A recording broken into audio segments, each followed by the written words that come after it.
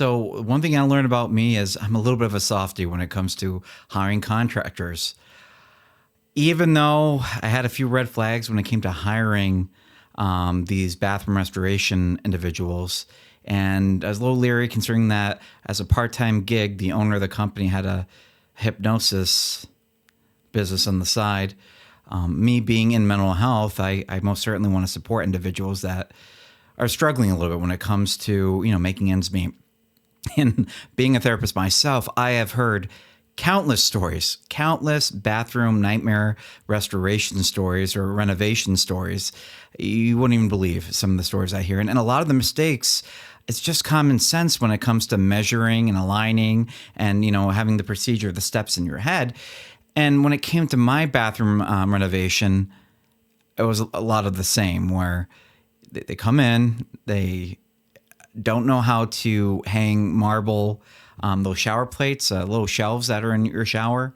One fell off. They didn't properly paint the inside of the tub when it came to, they actually covered my whole bathroom in enamel paint. And then right after doing that, they didn't allow it to harden, and the owner of the company decided to run the water to show me what a great job they did within 2 hours of applying the paint. What else they do? They use plumber's putty when it comes to a silicone seal. If you just read the manual, you would have done it correctly, not worn out the seal, stretched out the seal where the drain is. And so I had a leaky drain, and the list goes on and on when it comes to the mistakes that they made. They even left my toilet water supply running when they disconnected my toilet, which had flooding. Thank God I had a flood sensor in my basement that detected that right away. But I mean, the list of mistakes went on and on. Thankfully, I had another project, this project that I was going to give to them. But of course, fool me once, right? And then when it comes to fool me twice, that was not going to happen.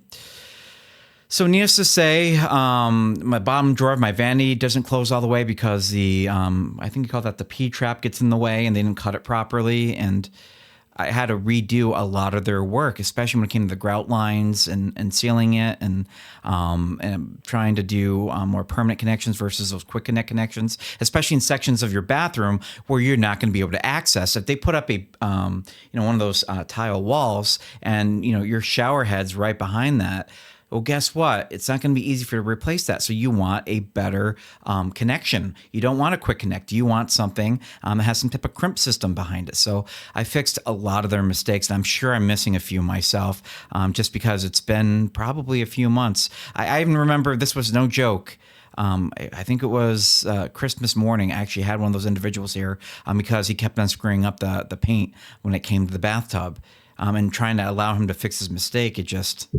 It was a nightmare. I ended up having to paint and sand the bathtub myself. Again, the list goes on and on when it comes to those mistakes. So the one of the final mistakes, even though there's one more I can think of that I might tackle way down the road, it's not pressing, had to do with the floor. So one of the things that I asked the contractor to do when I hired them was to give me a cement baseboard or subfloor. And, he promised me that would be part of the quote, yada, yada, yada. And so, of course, after they rip up my tile, my old tile, they're like, okay, we're going to start saying the tile now. I'm like, what do you mean? You're going to replace my subfloor? No, I'm not.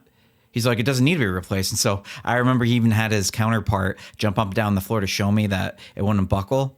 And it buckled a little bit. And it was just me trying to, again, get what I was paying for. And so I kind of met them halfway in between. And I allowed them to do 3/4 inch external plywood instead. I thought that was a nice middle ground for the two of us. And so I said to myself, watch, they're not going to install the plywood right. And that's exactly what ended up happening. And this is a person that kept on telling me that they had $1 million projects that they were working on and that they were really good at their jobs. And they just didn't properly put down the screws when it came to the plywood. I don't even think that they brought screws with them. So the video you're about to see is going to show you a little section that I needed to repair. And the obvious reason you're going to see in the video is the lack of screws. I think I counted 3 when it came to that floor. And at least with cement board, I didn't even look up when it comes to plywood. I want to say it's like every 4 inches you want to put down the screw, especially over existent plywood, just because there's going to be a lot of flexing. And that was the seam too. You're going to notice a big crack where 2 pieces of plywood come together. So of course it's going to flex. So I could have used mortar, and I most certainly agree that that was a possibility. However, due to me not wanting to scrape off, chunks of plywood, because a lot of that mortar was fixed in there tightly, I just decided to use a acrylic-based tile adhesive that is used for flooring. Just if I ever have to replace that tile, there's going to be chunks of wood that are going to be coming up. So I'm very aware of the fact that this is glue versus mortar. So with that said, hopefully you enjoy the video. I did forget to show you guys the grouting process. So just picture me spreading mud all over the floor and then cleaning up with a sponge. It was completely by accident. It was actually this morning that I was doing it when everybody was sleeping in my house. I was trying to be quiet, and I want to get it done right away. This way I could apply the impregnator later on, which you're going to see in the video. So with that said, hopefully you enjoy the video. If you did, please give it a like, and I'll see you in the next one. This is going to be the only intro of me talking. So, all right, until next time.